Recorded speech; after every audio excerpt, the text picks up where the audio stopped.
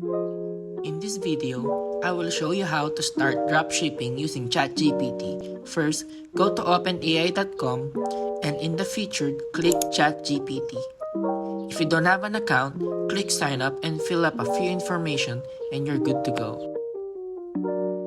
Or if you do have, click log in. Welcome to ChatGPT interface, where artificial intelligence can help us out. Let's start. So what is dropshipping? What is good about AI is it can answer all the questions we needed.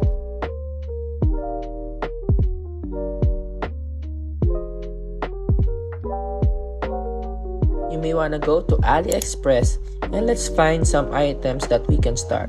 This one is a good one. Let's give it a try. You make sure you copy this and paste it to ChatGPT. And let's ask AI to give us a different name about this item.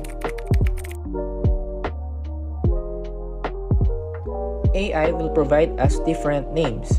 It will make our life easier, you just need to choose one from it. This one is a good one. After that, once you change the name, we need the description from our product.